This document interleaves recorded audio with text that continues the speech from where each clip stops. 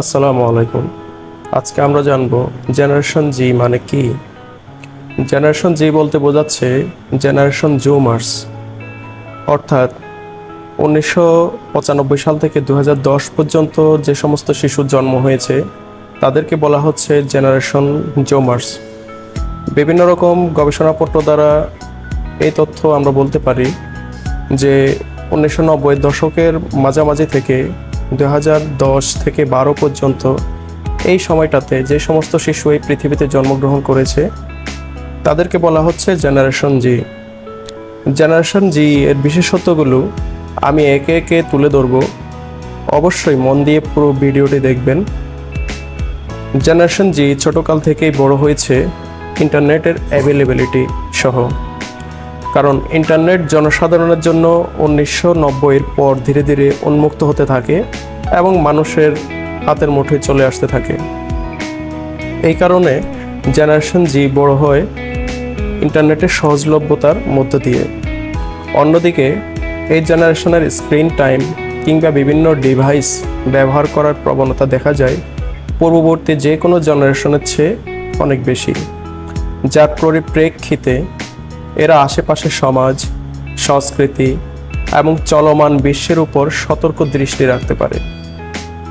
এই জেনারেশনের বিভিন্ন রকমের ড্রিঙ্কস কিংবা অ্যালকোহল আসক্তি থেকে কিছুটা দূরে থাকে, যা কিনা পূর্বের জেনারেশনগুলোতে অনেক বেশি দেখা যেত। তারা তাদের একাডেমিক পারফরমেন্স এবং জব প্রসপেক্ট বিষয়ে অনেক বেশি কনসার্ন থাকতে পারে পূর্ববর্তী যে কোনো সময়ের মানুষের তুলনায়। এই জেনারেশন জি সাধারণত জেনারেশন এক্স এর সন্তানরা। জেনারেশন এক্স বলতে বোঝায় 1965 সাল থেকে 1980 সাল এই সময়ের ভিতরে যারা জন্মগ্রহণ করেছিল।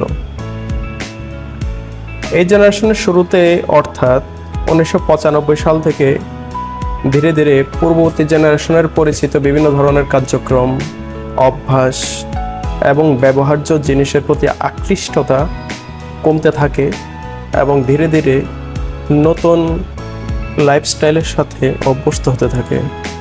সেজন্য জেনারেশন জির মেম্বাররা নস্টালজি বলতে একটি ধারণা লালন করে, কারণ তারা ইন্টারনেটবিহীন এবং ইন্টারনেট সহ ডাইনামিক পৃথিবী দেখেছে। আগের জেনারেশনগুলোতে মানুষ প্রচুর পরিমাণে বই পড়ত কিংবা ফিজিক্যাল বিভিন্ন কাজ করতে স্বাচ্ছন্দ্য বোধ করত।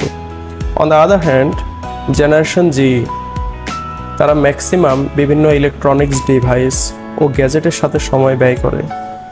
অথচ জেনারেশন জি পূর্বের যে কোনো জেনারেশনের তুলনায় অনেক বেশি ডাইনামিক, অনেক বেশি সোচ্চার মন মানসিকতার মানুষ হিসাবে গড়ে উঠেছে, যার ফলশ্রুতিতে অন্যায়, দুর্নীতি, অনিয়ম সহ বিভিন্ন ধরনের অস্বাভাবিক কার্যক্রম কমে আসার সুযোগ পেয়েছে এই ডাইনামিক বৈশিষ্ট্যের কারণে। আপনারা জেনে থাকবেন সাম্প্রতিক সময়ে শ্রীলঙ্কা এবং বাংলাদেশে স্বৈরাচার বিরোধী বিপ্লব গড়ে ওঠে এবং সফল হয়। এই স্বৈরাচার বিরোধী বিপ্লব কিংবা জনস্রোতের মূল নেতৃত্বে ছিল এই জেনারেশন জি এর সদস্যবৃন্দ।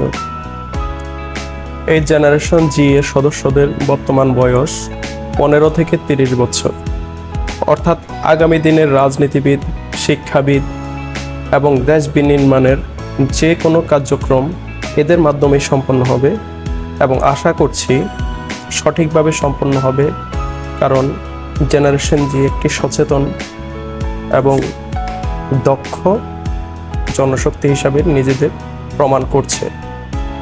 আপনাদের সবাইকে ধন্যবাদ সম্পূর্ণ ভিডিওটি দেখার জন্য। যারা এখনও আমাদের চ্যানেল সাবস্ক্রাইব করেননি, আমাদের চ্যানেলটি সাবস্ক্রাইব করবেন এবং বিভিন্ন তথ্য সমৃদ্ধ ভিডিওগুলোর সাথে থাকবেন। ধন্যবাদ।